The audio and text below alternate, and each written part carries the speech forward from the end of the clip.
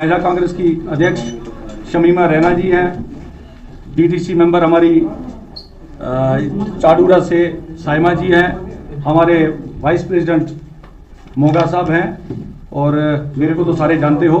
तो अब शमा जी आपसे मुखातिब होंगी। शमा मोहम्मद आपसे मुखातिब होंगी। आज मैं जो महिला आरक्षण बिल है उनके ऊपर मैं बात करूंगी जो अभी लागू किया गया था। वो एक बहुत बड़ा जुमला है, हम सबको पता है। ये जुमले मोदी जी तो जुमले ही लेके आते, एक और बड़ा जुमला है ये। आप लोग पूछ रहे होंगे कि ये क्यों जुमला है।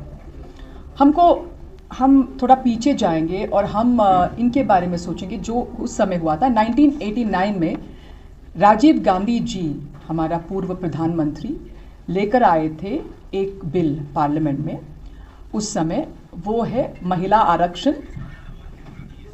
आरक्षण पंचायत में 33%। उस समय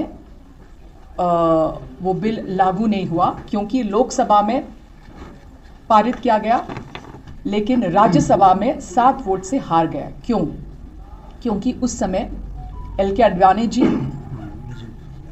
यशवंत सिंह जी, जेठमलानी जी और वाजपेयी जी उस बिल के खिलाफ थे। किसी को पता नहीं, लेकिन ये इतने बड़े नेता उस बिल के खिलाफ थे, लेकिन हमारे राजीव गांधी जी, उनको ये बिल पास करना था। उसके बाद 1992 में जो नरसिम्हा राव जी के जो सरकार के समय ये बिल वापस आ गया और हमने उस समय ये बिल लागू किया। हमारे पास उस समय हमारे पास बहुमत था तो हम लागू किया और 33% आरक्षण मिला महिलाओं को पंचायत में, और जैसे केरल जैसे जगह में 50% है। और वो एम्पावरमेंट जो महिलाओं को मिला उस समय, जो महिलाओं को सशक्तिकरण किया गया था, वो महत्वपूर्ण है। फिर उसके बाद आप सोचिए कौन महिलाओं की सशक्तिकरण के बारे में सोचते हैं, वो है कांग्रेस पार्टी। क्योंकि हमने रोका नहीं। उसके बाद 2010 में हम एक और बिल लेके आए, एक और विधेयक लेके आए। वो है 33% आरक्षण महिलाओं के लिए लोकसभा और विधानसभा में।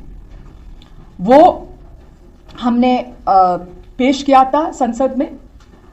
उस समय हम राज्यसभा में बहुमत था तो वो पास किया गया, पारित किया गया, लेकिन लोकसभा में बहुमत नहीं था उस समय। तो इसी वजह से वो बिल वो विधेयक हम लागू नहीं किया है, पारित नहीं किया है उस समय। तो फिर उसके बाद समय 2014 में, लेकिन राज्यसभा में वो बिल था, हाँ, वो पास नहीं हुआ। और 2014 में क्या हुआ, सरकार बदल गया। लेकिन सरकार बदलने के बाद इनको बहुमत था लोकसभा में, याद रखो, बीजेपी सरकार को बहुमत था उनको 9 साल, अभी 9 साल बीत गया है। और 2014 के उनके मैनिफेस्टो में है महिलाओं को आरक्षण देना चाहिए लोकसभा और विधानसभा में। उसके 2019 के जो मैनिफेस्टो में भी है आरक्षण देना है, लेकिन मोदी सरकार चुप था। और जब हमारे बिल जब हमने संसद में लेके आए थे 2010 में, उसमें कोई कैविएट्स नहीं था, उसमें डिलिमिटेशन का क्लॉज नहीं था या वो सेंसस का भी क्लॉज नहीं था, दोनों नहीं था। लेकिन इन लोगों ने क्या किया, आप सोचिए। इन लोगों ने जो अभी जो बिल जो लागू किया गया है संसद में, उसमें 2 क्लॉज लगाया है, डिलिमिटेशन और सेंसस के बाद।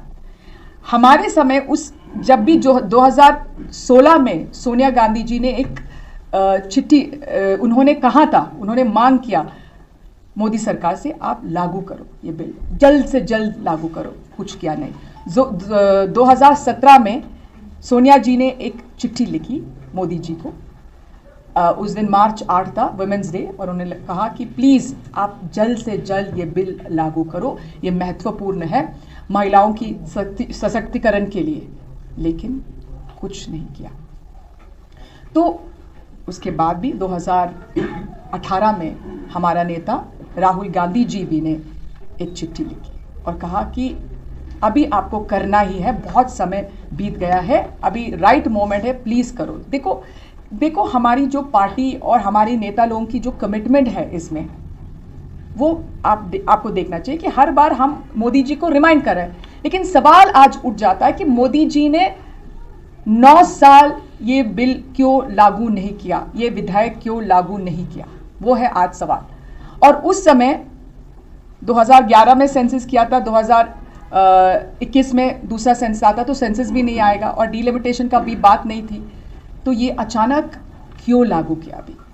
और बोलते हैं कि अभी जो कहा गया था अभी इस समय जो पिछले हफ्ते कि हमने किया है, तो उस समय भी पार्लियामेंट में मल्लिकार्जुन खड़गे जी, केसी वेणुगोपाल जी, राहुल जी, सोनिया जी, सब लोग यही कहा कि आप ये बिल जल्द से जल्द लागू करो बिना डिलिमिटेशन और सेंसस, और एक और ओबीसीज को भी आरक्षण अलग दे दो, क्योंकि हमने 2010 के बिल में अनुसूचित जाति और अनुसूचित जनजाति को भी आरक्षण के लिए उसमें था, तो हमने कहा कि इनको भी आप उसको ऐड करो, लेकिन उन्होंने सुना भी नहीं। और सवाल आज उठ जाता है कि मोदी सरकार क्यों डरते हो कास्ट सेंसस, क्यों डरते हो? आप बोलते हो कि हम, मोदी सरकार कहते हैं कि हम उनको समर्थन देते हैं, बहुत सारे ओबीसी से हमारी पार्टी के अंदर, तो आप डरते क्यों? तो करो सा कास्ट सेंसस। सवाल ये कि आप करो, उनको भी आरक्षण दे दो इसमें, लेकिन नहीं करते हो, एक शब्द भी नहीं बोलते हो। तो ये क्यों? इसके लिए ये जुमला है कि हमको अभी पता चला, क्योंकि डिलिमिटेशन बहुत सालों लगेगा और सेंसस भी वो कहा गया कि 2021 में कोविड था, तो 2022 था, 2023 भी चला गया, अभी हो रहा है, तो क्यों नहीं किया? तो उसका मतलब है कि ये महिला आरक्षण का जो बिल में वो सीरियस नहीं है, उनको बस अभी वोट चाहिए। 2024 के लोकसभा के चुनाव के लिए महिलाओं को वोट चाहिए, क्योंकि उनको पता है नहीं मिलेगा। गैस का दाम तो 1000 के ऊपर है, महंगाई तो बढ़ गई है, और 2-3 कारण है। वो एक्चुअली महिलाओं को समर्थन देना चाहिए, चाहते हो तो वो पहले क्या करेंगे? आपने देखा है कि जब हमारे जो रेसलर्स, जो महिला रेसलर्स जो विरोध कर रहे थे 6 महीने के लिए, 6 महीने के लिए विरोध कर रहे थे, क्योंकि उनको इंसाफ नहीं मिला, वो जंतर मंतर जाके विरोध कर रहा था। क्यों?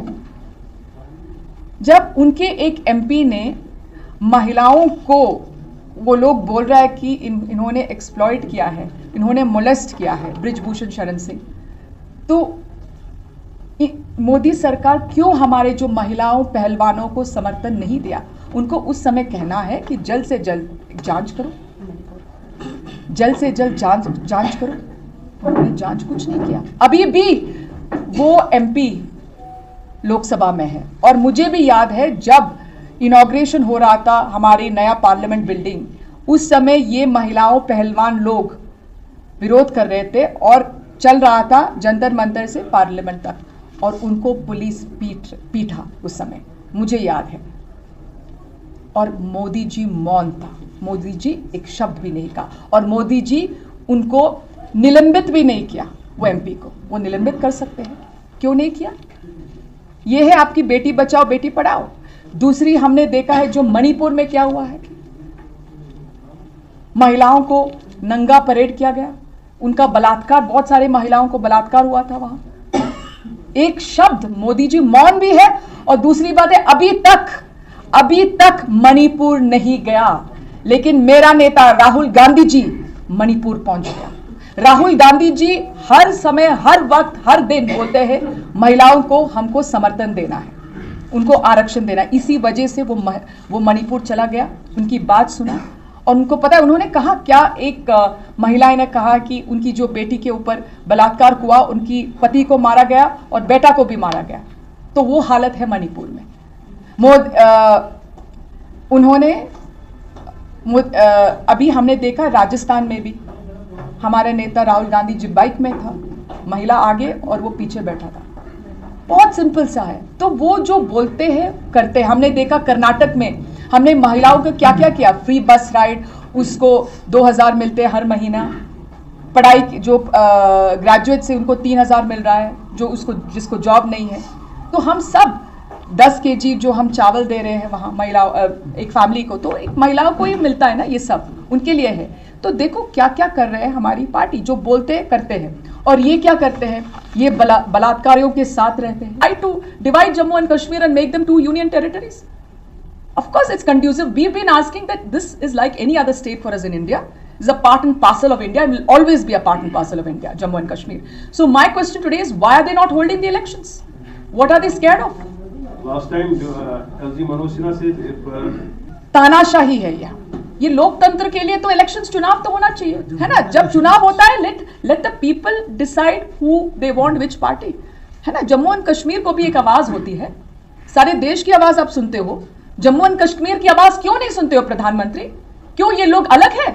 हम कांग्रेस पार्टी के लिए जम्मू एंड कश्मीर के लोग, जनता हिंदुस्तान के एक अंग है, एक हिस्सा है। Both should be done according to me. I don't know the timeline, but both should be done immediately because Jammu and Kashmir is a state and you cannot make the state into a union territory, है ना। बहुत सालों से है, so it is important that we